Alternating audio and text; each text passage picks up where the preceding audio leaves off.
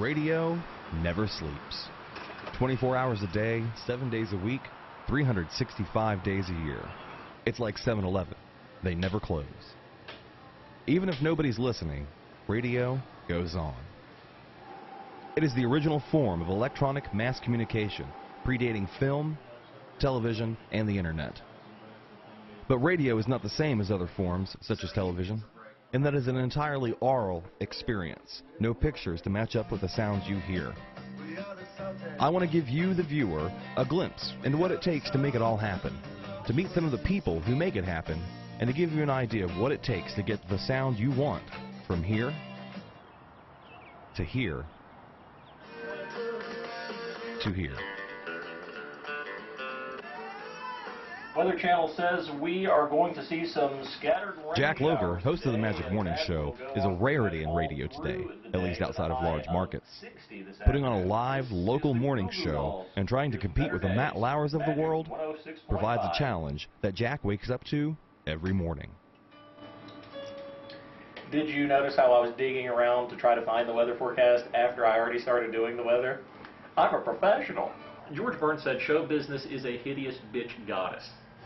And I believe that. In fact, I plan to have that on my tombstone. Because, you know, it takes everything out of you. It's absolutely exhausting. A lot of times it just makes you crazy. But you are drawn to it like a moth to a flame. It's like morning drive is so hard, and there's so much prep time, and the hours are lousy, and I'm tired all the time. But can't wait to get on the air most days. And it just kind of, it's a lifestyle. I mean, it is a lifestyle. I think the advantage that I have over John Boy and Billy is you're not going to turn on the radio and hear John Boy and Billy talking about something happening in Clarksburg or Fairmont. Me being here, I can pay attention to what's happening here. Okay, listen. He's doing this thing about radio. He's probably showing you all this technical stuff, the wire rooms, the studios and all that, but radio is about selling. So I'm going to go sell something. Radio is, after all, still a business, and its heart and soul is providing the music the listeners want to hear. But advertising and the sale of ad time is the wallet of the business. After all, someone's got to pay the bills. Mike King is a local radio fixture and has been for a long time. 46 years. 46 years. Yes. That went on. Wow. Yep. A seasoned pro, and has worked in production and in sales. Mike currently hosts a morning talk show in addition to selling ad space for a local radio station. But he got into the radio business just like most people do, as a fan. Ready to go over this copy? Really, always wanted to be a sportscaster. That was my original, when I was a kid growing up, I was a sports nut. And I always liked the broadcasting side. The first time I was general manager, I came from programming. I hadn't worked in sales. So I basically, that's when I really got into sales. I knew sales, I'd been around it, you know, for years in radio. I probably, technically, should have got into the sales end of it, money-wise, 10 years before I really did. But I love the other end of it so much that I was reluctant to do that. But I think you can train someone to sell a product. You know, give them the facts of the product you're going to sell. But I don't think you train someone to actually be a salesperson. I wanted to talk to a real jock.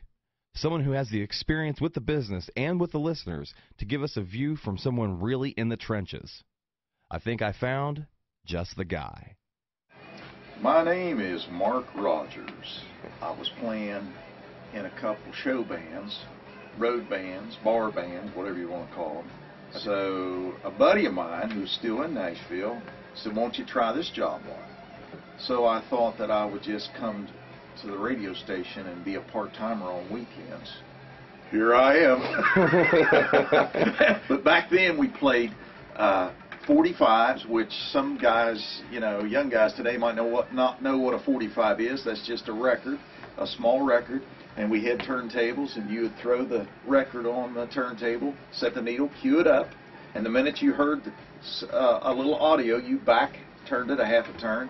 We don't, you know, do like we did when I started. When I started, each jock had a different show, and today, you know, it's completely different. You know, the music director puts the music in, and the jocks, all of them, it's pretty much the same. Different tunes, but pretty much the same format all the way around. 4 songs commercial break, 4 songs commercial break. Yes. You sort of stack everything up. It's not as personal as it used to be. It's not as, you know, right. It's like that little store on the corner where you could get down and buy a candy bar and a bottle of pop, and, you know, Mrs. Jones owned the store. Well, now today it's Walmart and Foodland and Shop and Save. It's not mom and pops anymore. It's the same thing with radio. So the days of Alan Freed are gone, pretty much. Pretty much. Yeah. Yeah.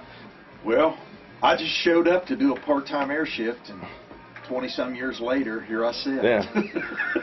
I've had a good time. Met a lot of people. Had a lot of fun. Two things the listener loves. The listener loves the music, and the listener loves to win.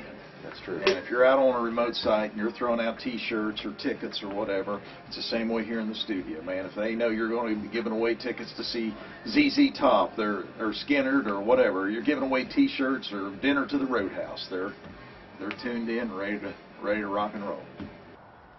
The passage of time is moving radio towards a crossroads. First it was the talking picture, and then television. But with the advent of the World Wide Web, iPods, cell phones, satellite radio, and new technologies, radio has changed drastically from the days of Orson Welles and radio plays and live music played in the studio, and has to change in order to remain a vital force in the marketplace. The radio has to adapt or die. There's 4 radio stations in this building now. Later on, I see probably 6 or 8 radio stations in one building, or maybe just 4, maybe 2, whatever, with just like a handful of people running the whole thing, running all the radio stations. This FM radio used to be the only way you could take your music with you. You know, if you